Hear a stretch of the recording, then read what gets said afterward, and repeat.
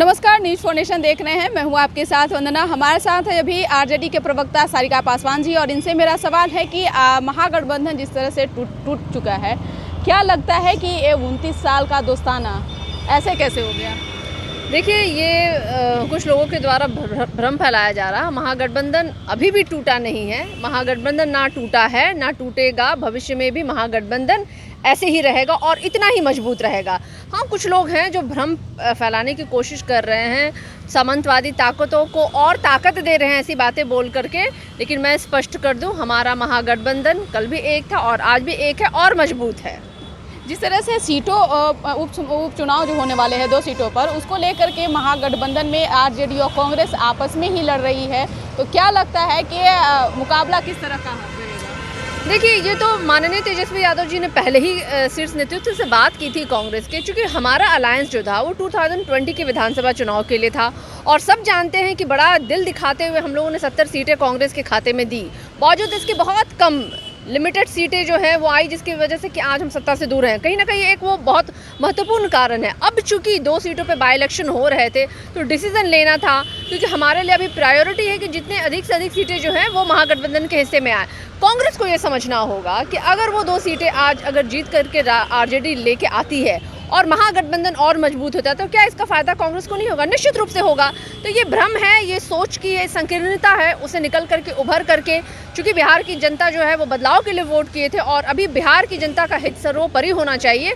और ये 2 सीटें जीतने के बाद समीकरण बहुत तरह की बदलेंगी। जो सत्ता है अभी, जिस तरीके से काबिज लोग हैं चोरी और डकैती करके बैठ गए हैं और बिहार के लोग जो है वो त्राहिमाम है, तो ये तमाम ऐसे बदलाव को लेकर के ये दोनों सीटें जो है महागठबंधन में जाएंगी, तो निश्चित रूप से बहुत बड़ा बदलाव होने वाला है। लेकिन जिस तरह से आरजेडी का निगाह लालू प्रसाद यादव पे टिका हुआ था कि पूरे परिवार के साथ साथ पूरे आरजेडी के परिवार जितने भी हैं वो सब निगाह टिकाए हुए थे कि लालू प्रसाद यादव पटना आएंगे और हम लोगों को चुनाव में फ़ायदा होगा।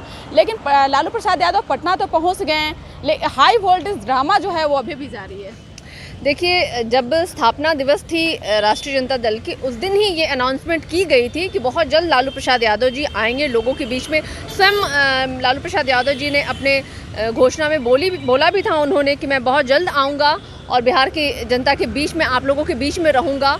और देखिए, आज वो शुभ दिन आ गया कि वो आ गए और बिहार की जनता और एक अलग एनर्जी के साथ चार्ज हो गई है। लोग, हमारे कार्यकर्ता हों या लोग या चाहने वाले जो लालू प्रसाद यादव जी को चाहते हैं, उनका मानो इंतज़ार ख़त्म हो गया है। और हाई वोल्टेज ड्रामा कुछ नहीं है, ये हमारे विपक्षियों के लिए ये हाई वोल्टेज ड्रामा होगा। उनके लिए महत्वपूर्ण होता होगा भाई भाई के झगड़े, माँ बाप के झगड़े, बहन बहन के झगड़े, क्योंकि हम घरेलू राजनीति नहीं करते हैं। हम घरेलू राजनीति नहीं करते हैं। लड़ाई सड़क पे आ चुकी है। नहीं, ये बस विपक्षियों के द्वारा फैलाया गया भ्रम है और कुछ नहीं है। हमारे अगर घर का मुद्दा है तो मुझे लगता है कि सारे लोग सक्षम है अपने घर के मुद्दे को संभालने के। प्रसाद यादव को जिस तरह से दलितों का मसीहा बताया जाता था, लेकिन पटना आते ही जिस प्रकार से जो बयान दिए हैं, उसके बाद से कांग्रेस जो है वो दलित कार्ड खेलना शुरू कर दिया है। देखिए, लालू प्रसाद यादव जी दलितों के मसीहा हैं, गरीबों के मसीहा हैं। हर जाति, हर धर्म, समाज के अंतिम पड़ाव पे खड़ा हुआ हर व्यक्ति की ताकत है वो, और इससे इनकार कोई नहीं कर सकता है।